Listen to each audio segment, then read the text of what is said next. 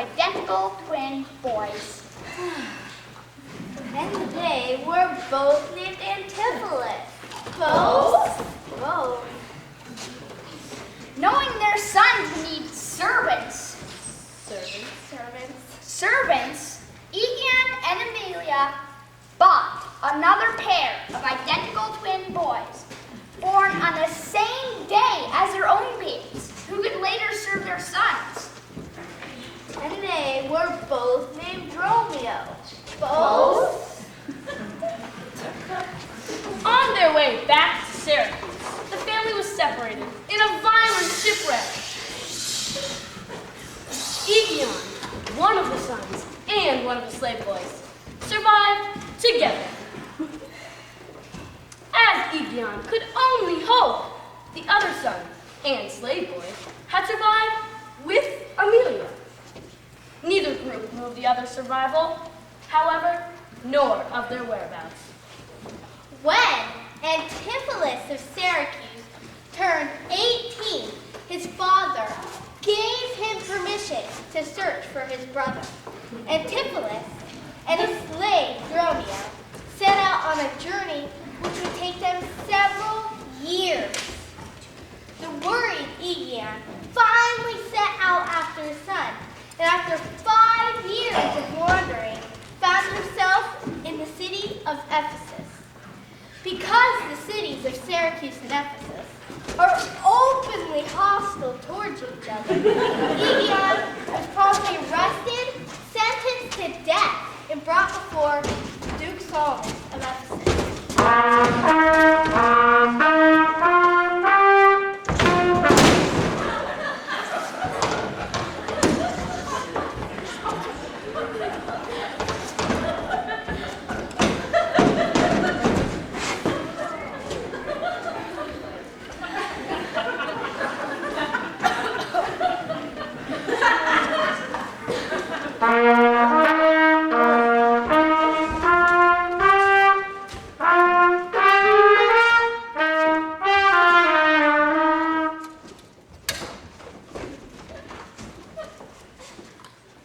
Proceed to bring about my fall, and by the doom of death, and woes and all.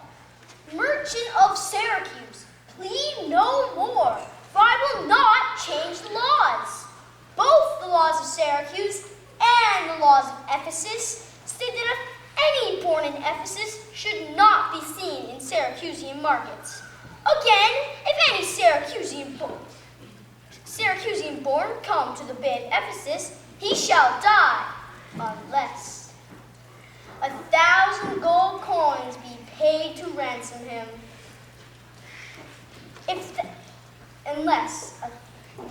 If thou cannot produce the coins, by law thou art condemned to die. My only comfort when your words are done, my woes end likewise with the evening sun. Well, Syracusian, say in brief the cause why you left your native home of Syracuse, and for what cause thou camest to Ephesus. Aegeon begins to tell the Duke and bystanders his sad story. He tells them how happy he was when married to Amelia. Now his sons had been born in Epidamnum while he and his wife were there on business. He relates how he had bought the twins, born to a peasant woman, on the same day as his own sons, because the woman was poor and could not raise her children. He describes the details of the shipwreck, and by this time, all the bystanders and the Duke are moved to tears by the sad events in Aegeon's life.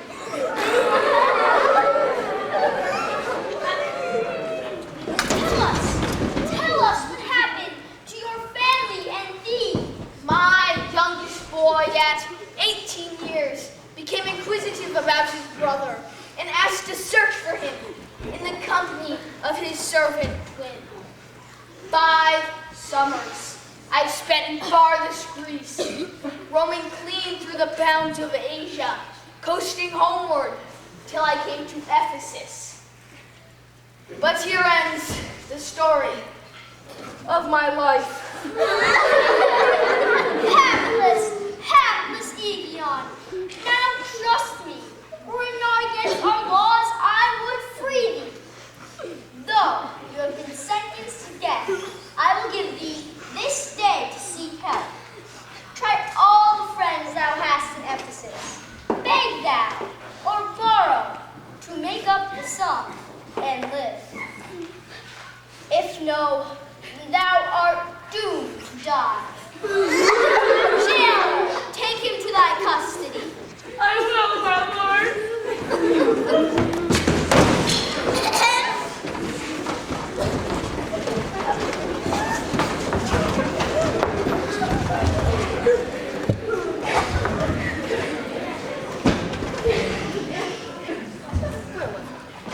Oh yes, unknown to Aegeon, the son he seeks, Antipholus of Syracuse and his slave Dromio have also just arrived in Ephesus. A helpful merchant has been showing them around the town. Tell no one you are from Syracuse.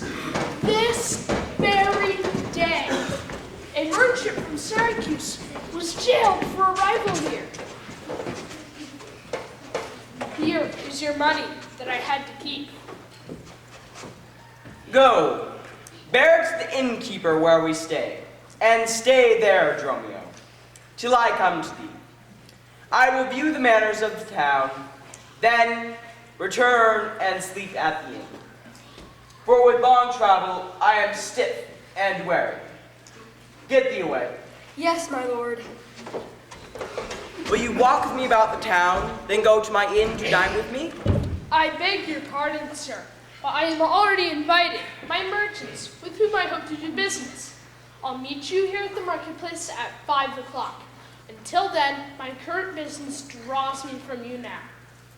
Farewell till then. I will go lose myself and wander up and down to view the city.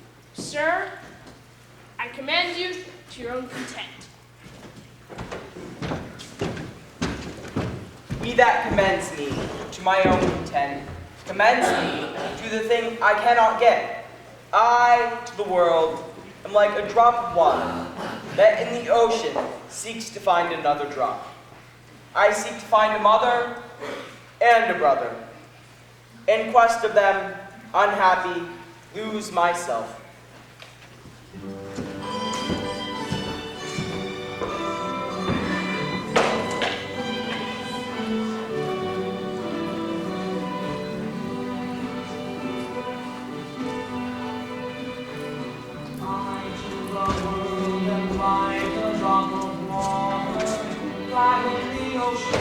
Another drop. I fall, I tumble, and find my friends have fallen. I feel I'll never stop. Here in this world, it seems so vast and open, so many crosses passing, tumbling there. One is like the other, all one in the end. So why do find another? Why do find in my search for him unhappy, lose myself.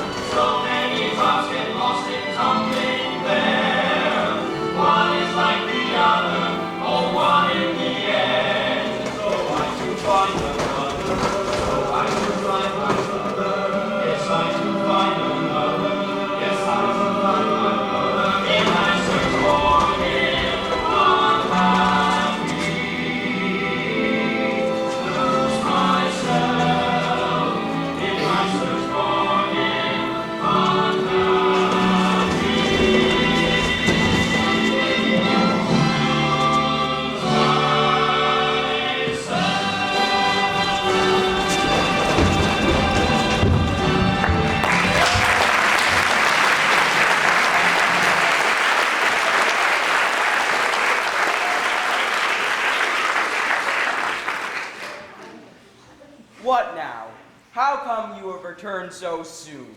Return so soon? Rather approach too late. The capon burns. The pig falls from the spit. The clock has struck 12 upon the bell. My mistress made it 1 upon my cheek. She is angry because the meat is cold. The meat is cold because you come not home. Stop this. Now pray, tell me, where have you left the money that I gave you? Oh, the 6 pence that I had on Wednesday last to pay to have the saddle repaired for your mistress? The saddler had it, sir. I kept it not. I am not in a joking mood. Tell me and dally not. Where is the money? How darest thou trust a stranger with so great a sum? The money? You gave no money to me. Come, Dromio. These jests are out of season. Save them for a merrier hour than this. Where's the gold I gave in charge to thee? Me, sir? Why, you gave no gold to me. Come on, Sir Knave, and tell me how you did your errand. My errand, sir, was but to fetch you from the marketplace home to your house to dinner. Your wife and her sister await you. Now listen here. You answer me. In what safe place have you placed my money, or I will break that merry head of yours. Where's the 1,000 marks thou hast of me? I have some of your marks upon my head, some of my mistress's marks upon my shoulders, but not 1,000 marks between you both. If I should repay those, thou would not take it patiently. What? Thy mistress marks? What mistress slave hast thou?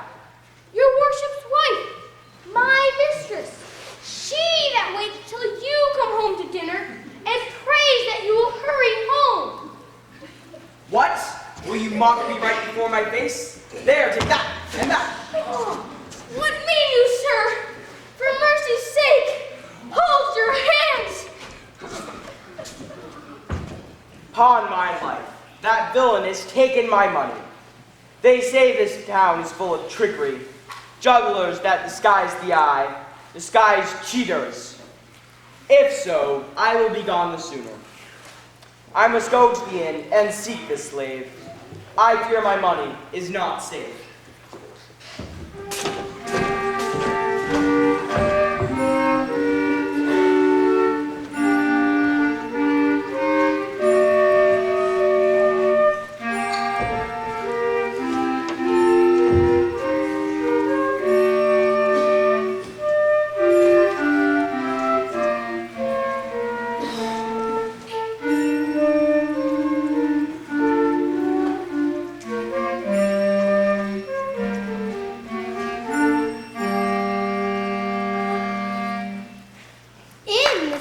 Ephesus also dwells the last twin brother and his servant twin Dromio, whom we have already met. Antipholus of Ephesus is married to a beautiful but very jealous woman named Adriana. Adriana and her sister Luciana enjoy debating about who has the most authority in a marriage, the husband or the wife. Adriana, who believes the woman should have the most authority, is most upset because her husband has not returned home for dinner. Neither my husband nor the slave that I have sent in haste to seek its master has returned. Surely, Luciana, it is 2 o'clock. Perhaps a merchant hath invited him, and from the market he's somewhere gone to dinner. Good sister, let us dine, and never fret. A man is master of his liberty. Be patient, sister. Look, here comes your servant now. Say, is your tardy master now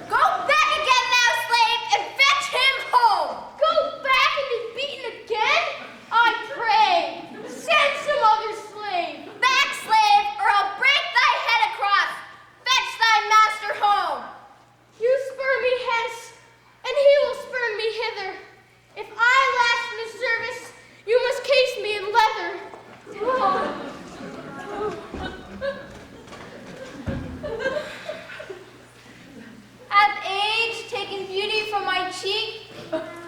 His eyes look towards others, or else he would be here. Sister, you know he promised me a chain.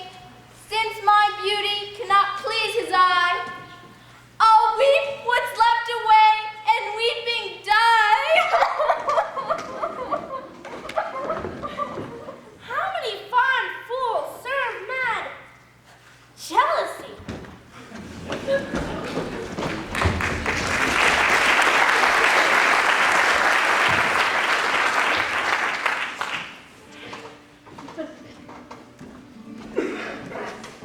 Now what is love? I pray thee tell.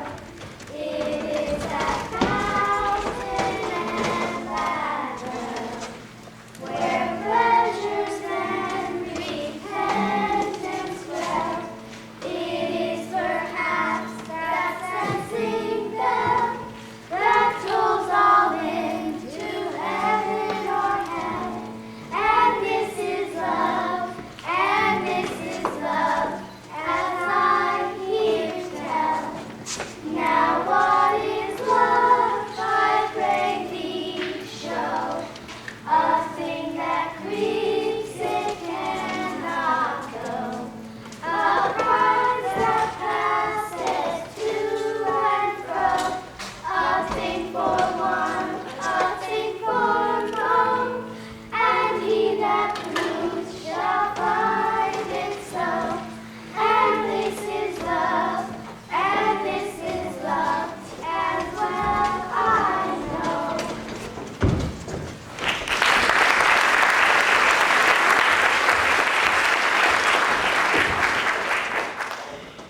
The gold I gave to Dromio is safe at the inn, and the heedful slave has wandered off to seek me out. See, here he comes. And now, sir, have you changed your merry humor? Will you jest with me no more? You receive no gold? Your mistress sent you to fetch me home for dinner? Wast thou mad? When spoke I such a word? Not half an hour ago. I did not see you since you sent me to the inn with the gold you gave me. Villain, thou didst deny receiving the gold and told me of a mistress and a dinner. I'm glad to see you in this merry vein. What means this jest? I pray you, master, tell me. Dost thou mock me and think I jest? There, take that and that. Hold, sir. Why am I beaten? I shall tell you why. First for making fun of me, then for making fun the second time. Was there ever a man thus beaten out of season when there is no rhyme or reason? Well, sir, I thank you. Thank me, sir. For what? For this something you gave me for nothing. I shall make amends to give you nothing for something. But soft, who comes yonder? Antipholus, I'm Adriana, thy wife. Oh, how comes it, husband, that thou art so strange?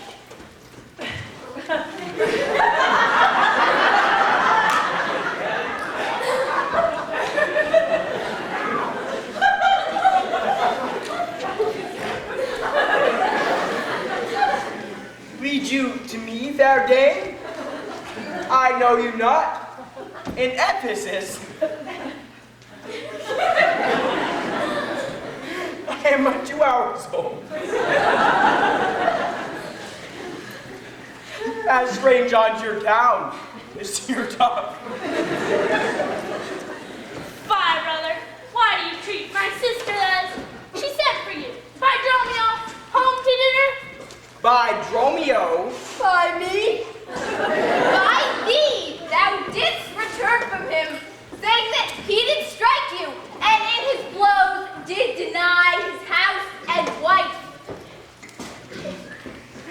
did you converse, sir, with this gentlewoman? I, sir. I never saw her till this time. Villain, Thou liest, for thou didst deliver her very words to me. I never spoke with her in all my life. How can she thus call us by our names, unless it be by inspiration? How poorly it agrees with you to so falsely accuse your slave. Come, I will fasten on to this sleeve of thine. Thou art an elm, my husband, and I a vine.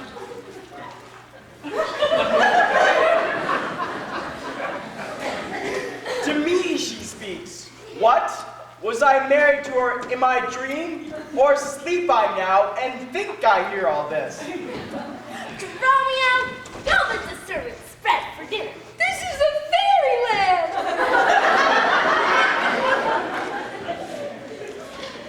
Hearkest to thyself, but answer not. Dromio, thou drone, thou snail, thou slug. I am transformed, master. Am not I? I think thou art, and so am I. Come, no longer will I be a fool to put the finger in the eye and weep while man and master jest. Come, sir, to dinner. Come, sister, draw me out, take care of the gate, and play the porter well.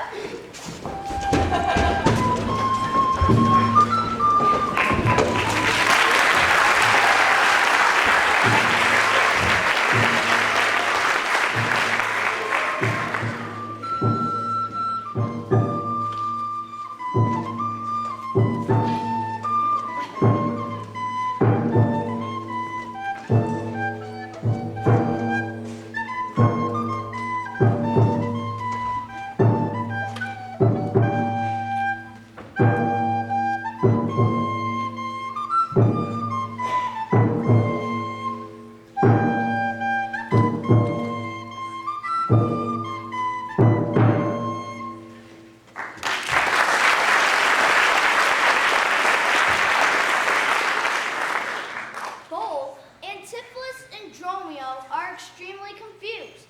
However, they follow Adriana and Luciana into the house of Antipholus of Ephesus and go inside to eat. Adriana gives Dromio strict orders not to let anyone enter the gate, or she will break his faith. A short time later, Antipholus of Ephesus returns home.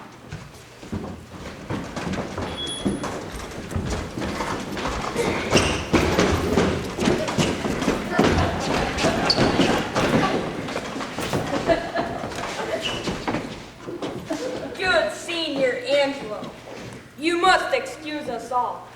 My wife is shrewish when I keep late hours. Say that I lingered with you at your shop to see the making of her golden chain, and that tomorrow you will bring it home.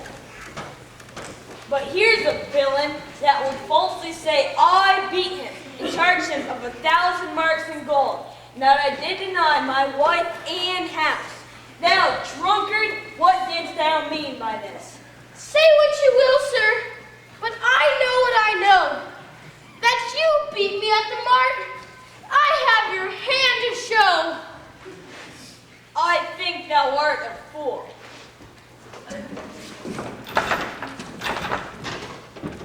But stop, my door is locked. Go bid them let us in. Maud! Bridget! Marion! Cecily! Jillian! Jenny! Go! Get them from the door. My master waits in the street. Let him walk from whence he came. Who talks within there? Paul, open the gate. What art thou that keeps me out from the house I own? The porter, sir, and my name is Dromio. Thou villain! Thou hast stolen both mine office and my name! Who is at the door that makes all this noise? The town is troubled with unruly boys. Are you in there, wife? You might have come before. Your wife, sir! Go! Get you from the door! Go get thee gone. I'll break open the gate. Go, get me an iron bar. Break! Eddie, break you here and I'll break your name's peace! A man may break a word with you, sir, and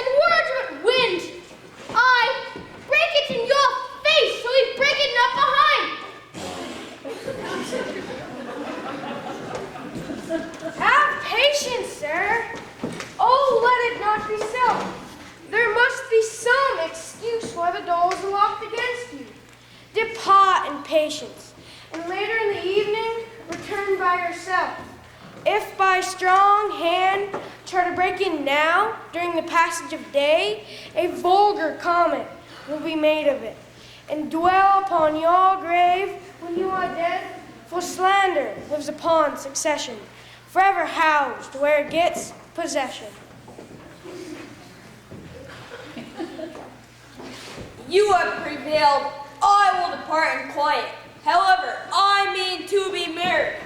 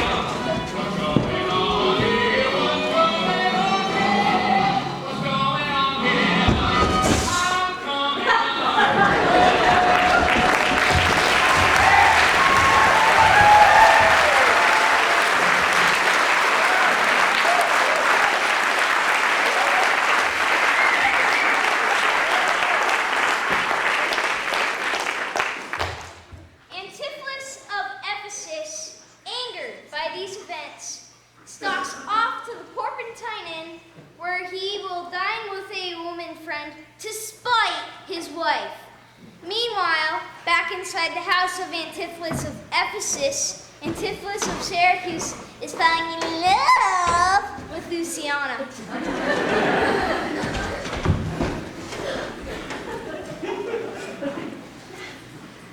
Have you quite forgotten your place as a husband?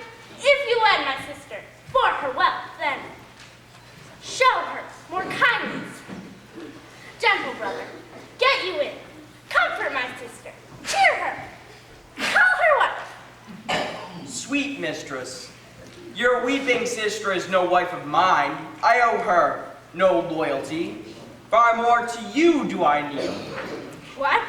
Are you mad that you do reason so? Thee I will love, and with thee lead my life. Thou hast no husband yet, nor I a wife. Give me thy hand. Oh, soft sir, hold you still. I'll fetch my sister to get her goodwill.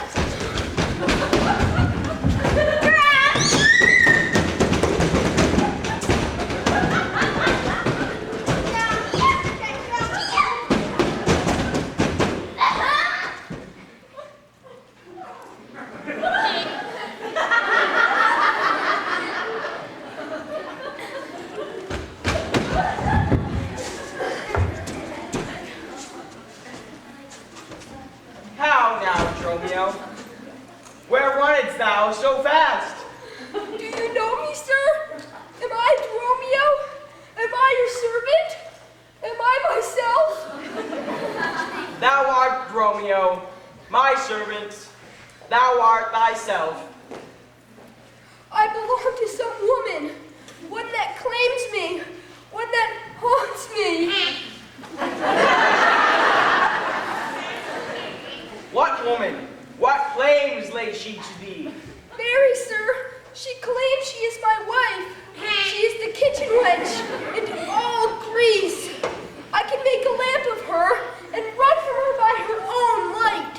If she lives till doomsday, she'll burn a week longer than the whole world. She is spherical, like a globe. I can find out countries in her. Go, get thee to the road. If the wind blow any way from shore, I will not stay in this town tonight. If any ship comes into port, go to the marketplace, where I will wait for you. If everyone knows us, and we know none, 'tis time to pack and be gone. It's from a bear. A man would run for life. So fly I from her, that would be my wife.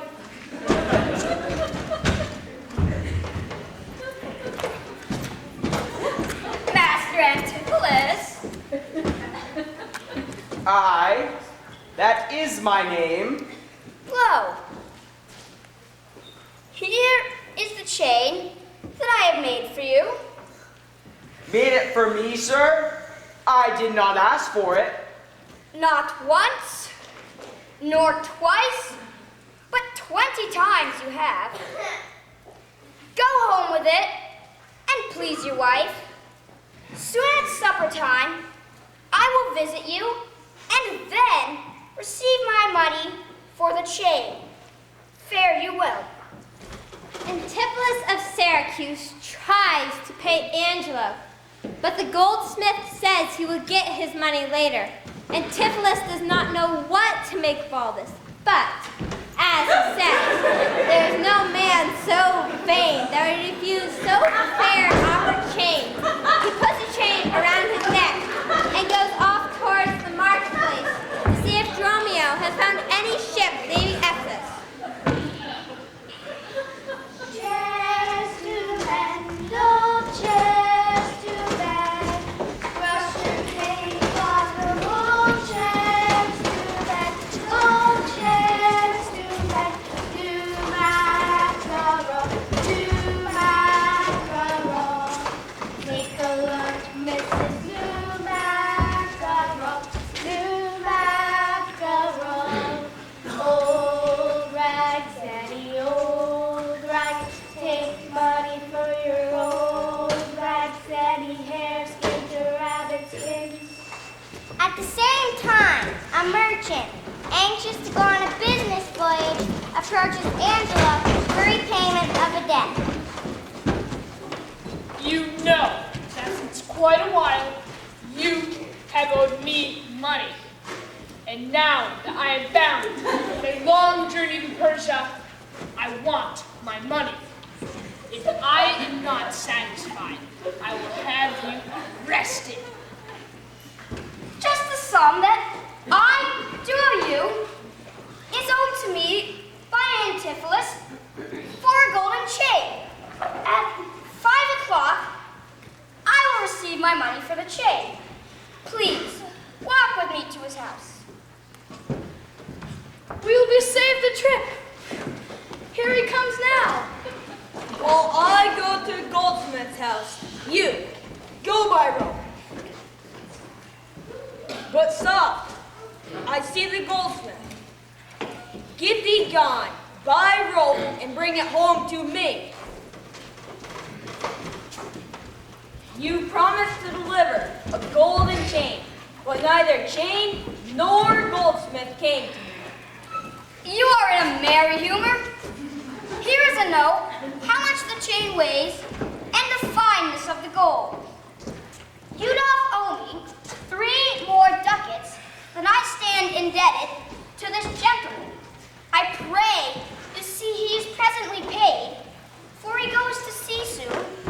waits but for the money. I do not have the money with me. Good senior, take the gentleman with you to my house, and with you, take the chains.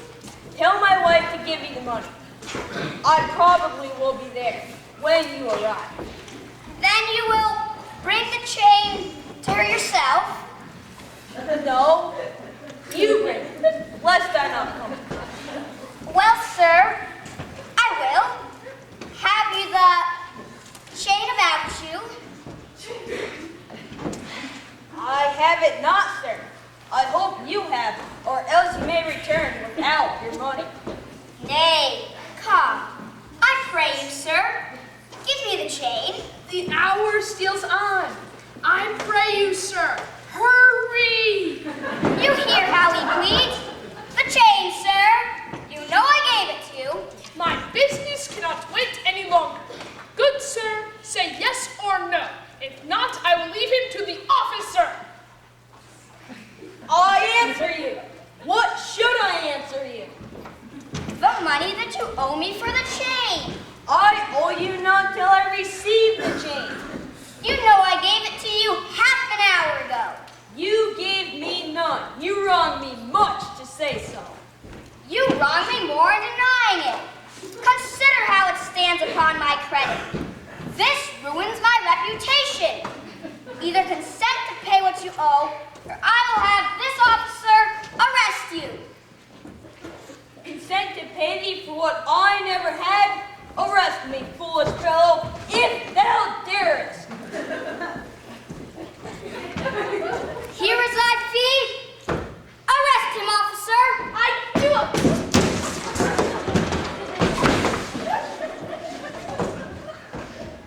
I do arrest you, sir, and charge you in the Duke's name to obey me. I do obey thee till I give thee bail, but sir, you will pay for this action. Soon Dromio of Syracuse returns and tells Antipholus of Ephesus that he has arranged for the two of them to leave that night on a ship for Epidamnum. Antipholus of Ephesus is puzzled and angry because, of course, he sent his Dromio for a rope. He tells Dromio to go quickly to Adriana and get a purse of gold from her for his bail. Dromio is not too eager to return to the house where the greasy kitchen wench claims him for her husband, but he knows he must obey his master. So he sets out for the house of Antipholus of Ephesus.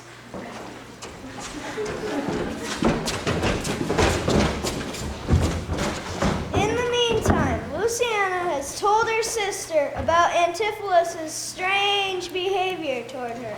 Of course, Adriana thinks this is her husband, who is falling in love with her sister, goes into another jealous tirade. She calls Antipholus deformed, Crooked, old, and sere. and questions Luciana about what Antipholus said to her. Did he tempt thee so? First, he did deny you were his wife. Then he swore he's a stranger here. With what persuasion did he tempt thy love? First, he did praise my beauty. Then my speech. Then I pleaded for you and begged love for you. He did beg from me, but of patience I turned. Where is thy master, Dromio? What is the matter? He has been arrested. For what reason? I do not know the reason, but he bid you fetch the money in his desk for his bail. Go fetch it, sister. This I wonder at, that he unknown to me should be in debt.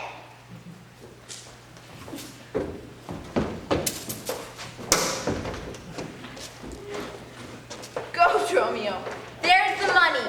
Bear it straight and bring thy master home immediately.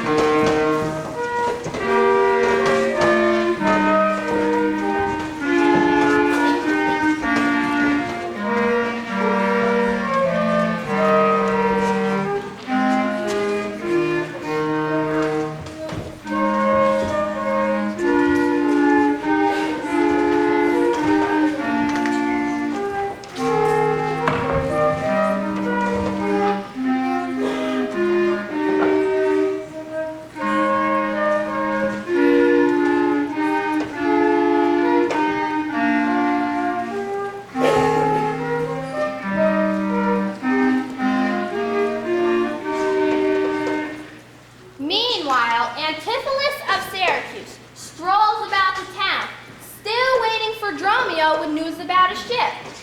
He recounts the strange occurrences of the day and concludes that Lapland sorcerers must inhabit the place.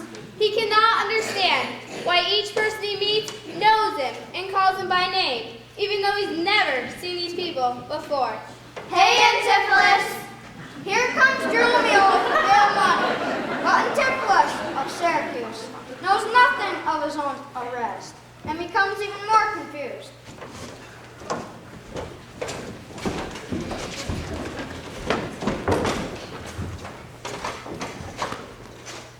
Master, here is the gold you sent me for. What gold is this? I understand thee not.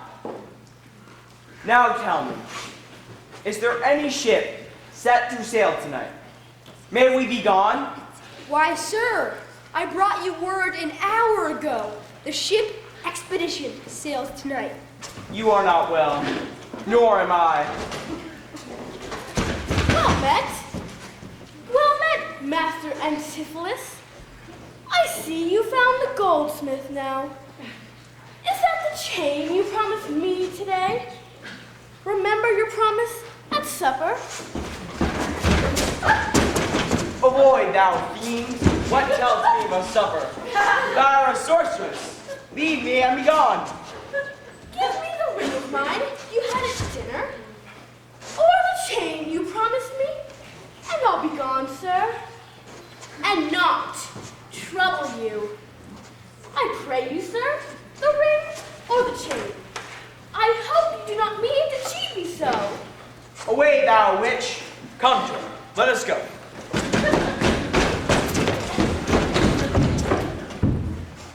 No doubt, Antipholus is mad. A ring he has of mine worth 40 ducats, and for the same he promised me a chain. Both one and other he denies me now. My way now is to hurry to his house and tell his wife that being crazy he rushed into my house and by force took away my ring. 40 ducats is too much to lose.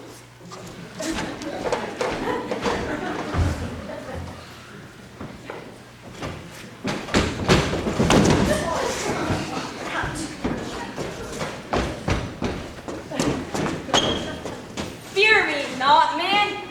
I will not break away. Here comes my man now. I think he brings money. How much, sir? Have you the money I sent for? Ha! Why, sir, I gave the money for the rope. Good sir! Be patient! Hold thy tongue! Thou senseless villain! I were senseless, sir, that I might not feel your blows. Adriana is certain that her husband is either mad or possessed by demons. She has engaged Dr. Pinch, a psychiatrist with questionable skill, to treat her husband for demonic possession. Before long, Dr. Pinch thinks that both Dromio and Antipholus are crazy. Mistress, beware! How say you now? Is not your husband mad? His uncivility confirms no less. Good Dr. Pinch, you are a conjurer. Make him his true self again, and I will please you what you will demand. Alas, how fiery and sharp he looks. Mark how he trembles.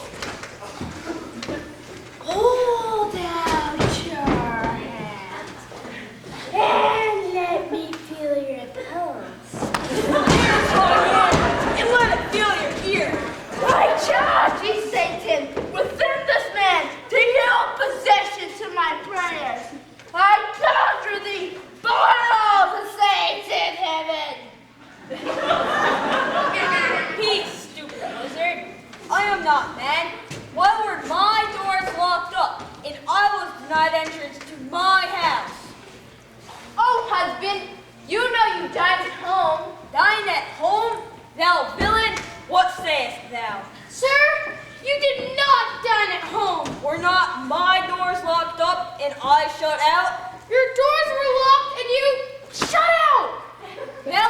convince the goldsmith to arrest me. Alas, I sent you money to bail you out by Dromio here, who came in haste for it. Money? By me? Surely, master, not a rag of money did I receive. I witness that. She gave the money. God and the rope maker bear me witness that I was sent for nothing but a rope. Mistress, both man and master are possessed. I notice by their pale and deadly looks. They must be bound and laid in some dark room.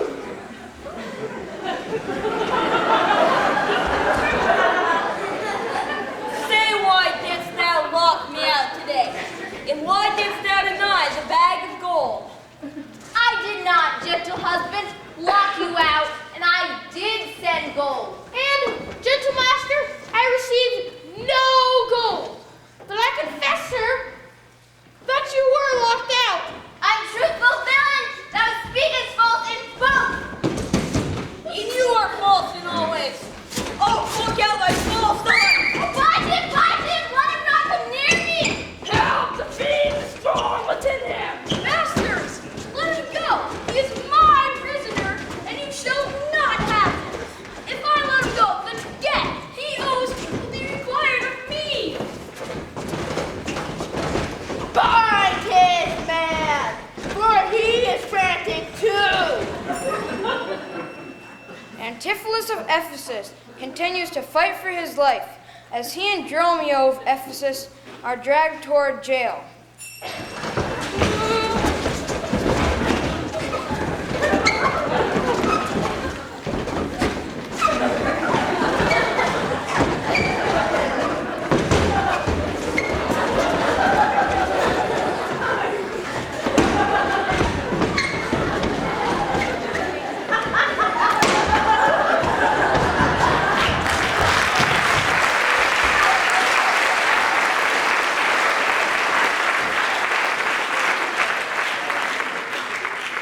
Luciana tries to smooth over the troubled situation, and Adriana promises to make good on her husband's debt.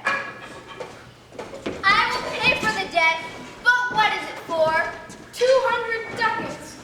For a gold chain your husband had made by one Angelo, a goldsmith. He didn't speak of giving me a chain, but I have it not. Your husband, all enraged, today came to my house and took away my rings. The ring I saw upon his finger now. Straight after did I meet him with a chain. It may be so, but I never did see it. Come, jailer, bring me to where the goldsmith is. I want to know the truth of all of this. Goodness for our mercy, they are loose again! Let us call for more help and shut them down again. Away, they will kill us.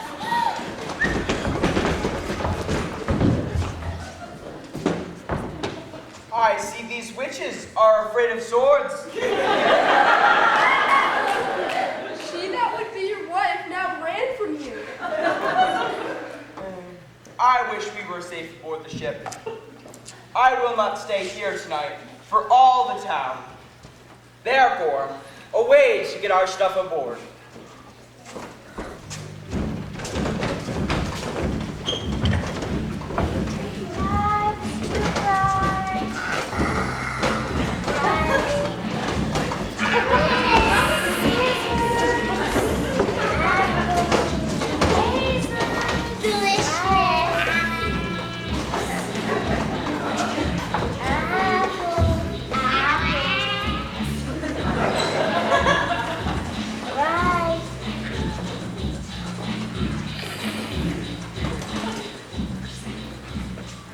Angelo, the goldsmith, is explaining his predicament to another merchant.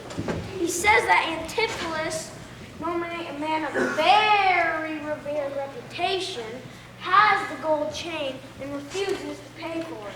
He is very surprised when Antipholus and Dromio of Syracuse walk by. It is he, and that golden chain about his neck, which he denied having. Stay close, for I will speak to him. Signor Antipholus, I wonder much that you would put me to this shame and trouble, and not without some scandal to yourself. This chain, which now you wear so openly, can you deny it? I never did deny having it. Yes, you did, and swore to it too. These ears of mine, thou knowest, did hear thee. Fie on thee, wretch! 'Tis a pity that thou livest to walk when the honest men live. Thou art a villain to speak to me thus. I will prove my honor and honesty against thee, if thou darest stand. I dare to defy thee for a villain.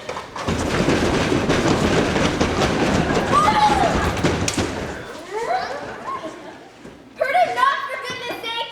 He is mad! Take his sword away, bind Romeo too, and bear them to my house! Run, master, run! Hide!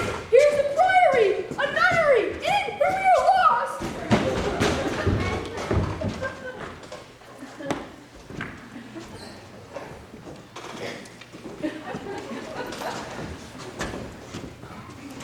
Be quiet, people. Why do you gather here? To fetch my poor distracted husband. Let us come in that we may bind him fast and bear him home for his recovery. How long has he been in this condition? This past week he hath been heavy, sour, sad, and much, much different from the man he was. But not till this afternoon did he break into a rage. Hath he lost much wealth? Buried some dear friend? No! None of these! Good people, enter and lay hold on him! No!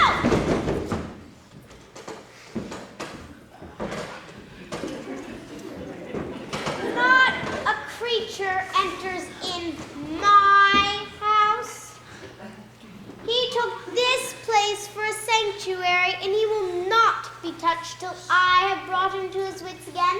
Therefore depart and leave him here with me. Thou shalt not have him.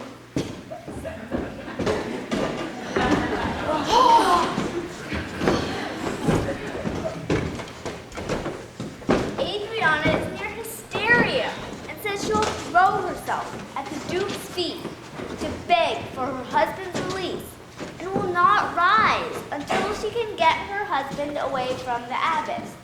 The merchant explains to Adriana that the Duke is coming to see the sorry execution of Aegeon, the merchant from Syracuse. As he speaks, the Duke approaches, along with Aegeon and his jailers. Luciana and Adriana bow before him, and Adriana makes her plea.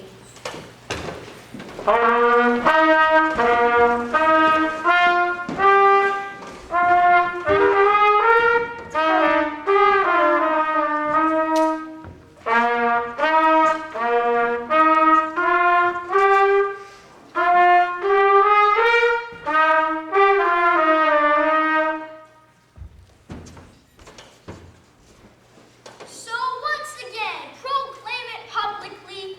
If any friend will pay the sum for his ransom,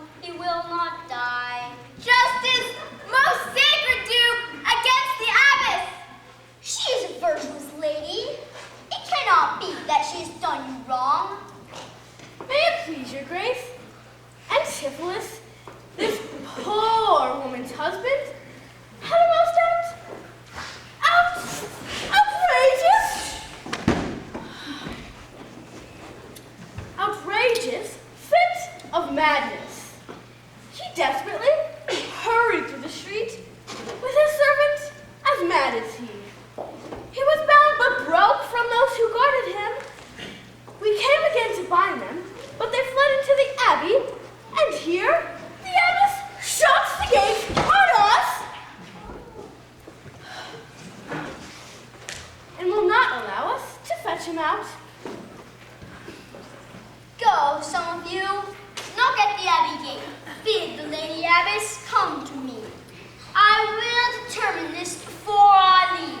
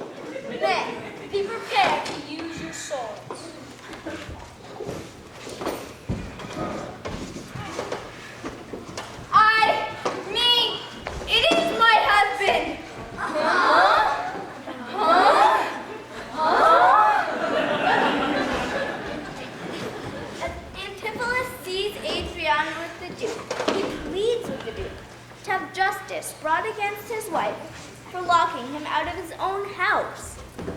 Luciana and Adriana explain that Antipholus did dine with them earlier in the day.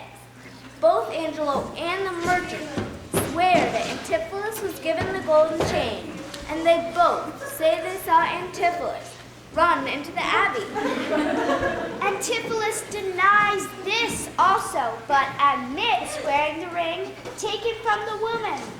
Finally, in total frustration, the Duke stops all of the confusion. Halt! I think you are all stark mad! Go fetch the abbess hither! Most mighty Duke, please, a word?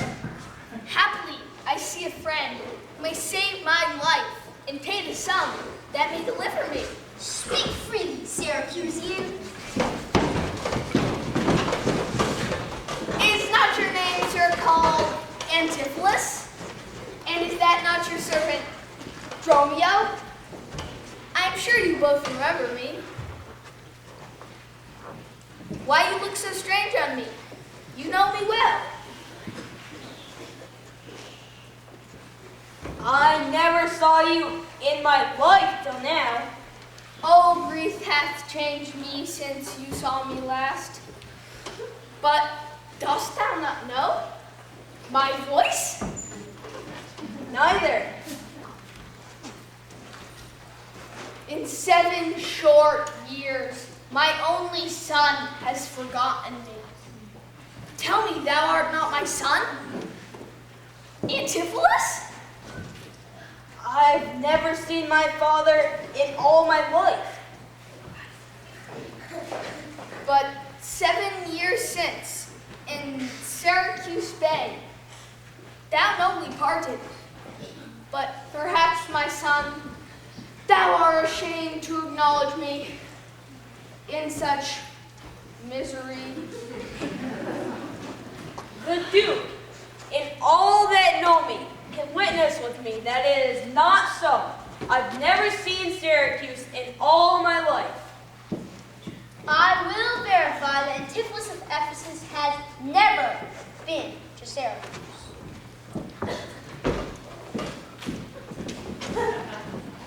Most mighty Duke, behold a man much wronged.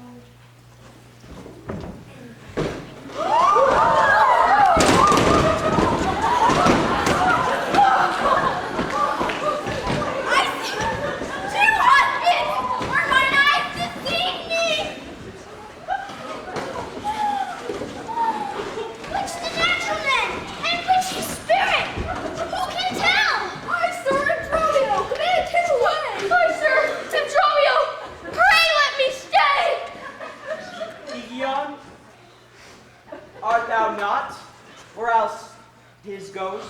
Oh, my old master, who has bound you so? Whoever bound him, I will loose his bonds and his lip. Liberty. Speak, old Gideon, if you are the man that once had a wife called Amelia that bore thee 2 twin sons. O if thou be the same Gideon, speak and speak unto your Amelia.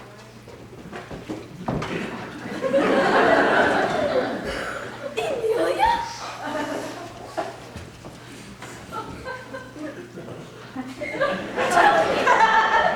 Where is the son that floated with thee on that fatal raft?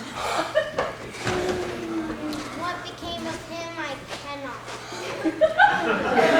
Why, here begins this morning's story, right? These 2 antitheses, these 2 so like, and these 2 Dromios. These are the parents to these children, which accidentally are fed together. Which one of you did dine with me today? Aye, gentle mistress. And you are not my husband? No, I say nay to that. And so do I. Yet she did call me so.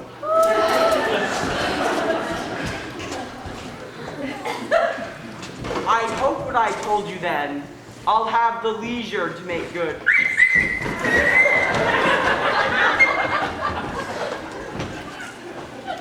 That is the change, sir, which you received from me. I think it be, sir. I deny it not. In you, sir, for this chain, arrested me.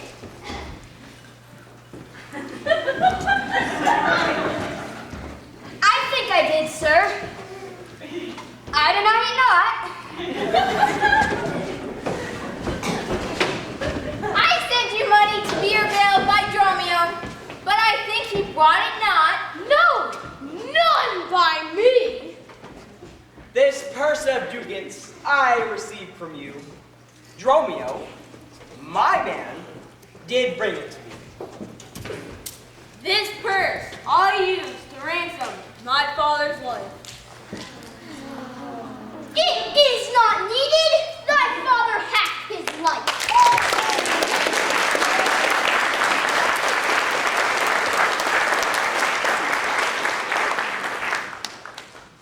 Now do. Go with us into the abbey here. Share in the joy with us. After so long a grief, such celebration. With all my heart, I'll share your joy.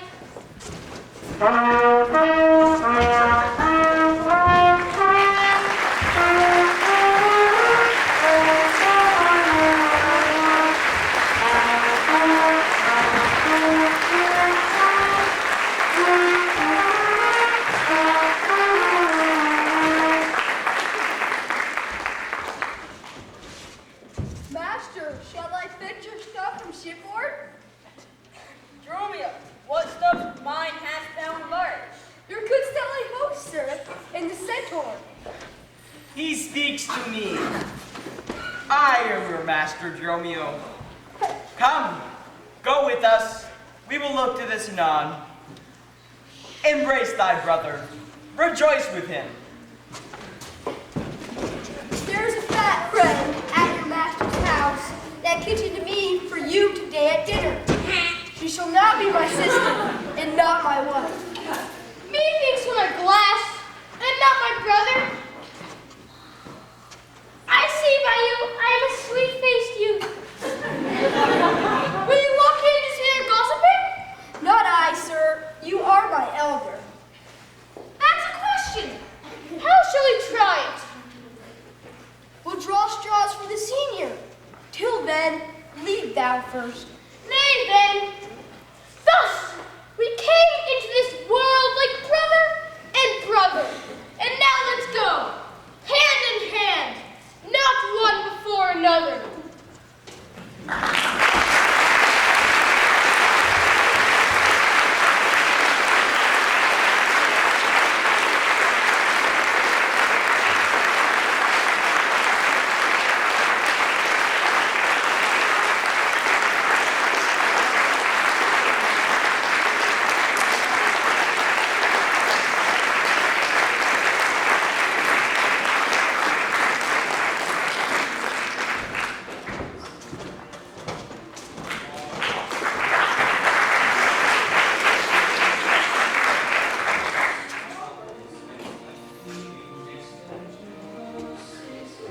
Yes.